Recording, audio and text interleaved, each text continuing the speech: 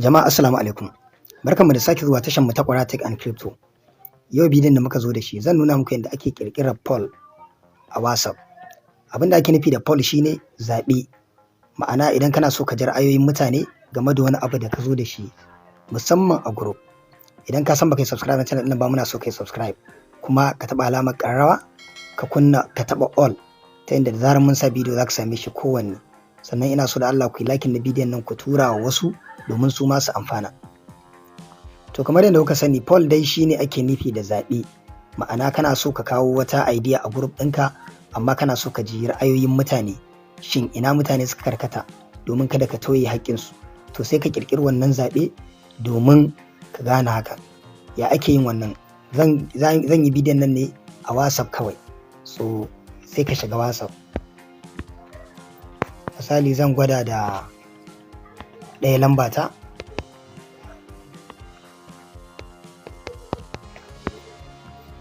Misali ina so na ƙirƙiri zaɓe. Abinda za ka yi shine wannan alamar za ka taɓa in a group ne ka taɓa wajen.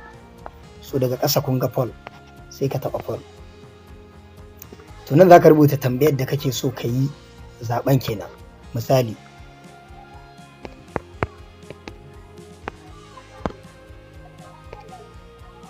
bari mu yi amfani da wannan. Su wane ne suka fi tausayi tsakanin bari mu ga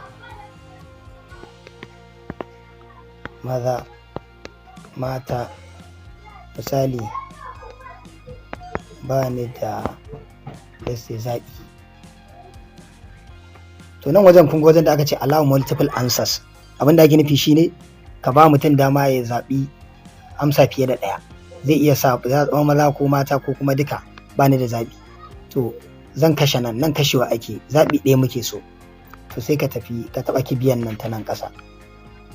So kun ga yanzu wannan shine poll ɗinmu. Su wane ne suka fi tausayi? Na farko sai aka ce maza, na biyu aka ce mata, na uku aka ce ba ni da zaɓi. Kai kuma sai ka zaɓa. To in ka tura wannan group, 'yan group sai su zaɓa. In ka gama sai ka tattara result ɗinka. Misali yanzu zan zaɓi maza, ina zaɓi maza. Wani in ya zo zai zaɓi mata, wani zai zo ya zaɓi ba ni da zaɓi. To haka in ka zo sai ka taɓa view votes ɗin nan. Shine za ka ga su wane ne adadin mutanen da suka zaɓi maza, adadin mutanen da suka zaɓi mata, adadin mutanen da suka zaɓi ba ni da zaɓi. To haka ake ƙirƙirar poll a kowane irin platform. Wannan mun yi a WhatsApp.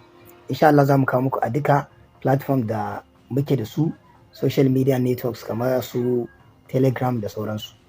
Idan har akwai wani abu gane ba ko kuma kana da tambaya ko magana ɓangaren comment, insha Allah zan baku amsa da wuri sai an jima. Na gode.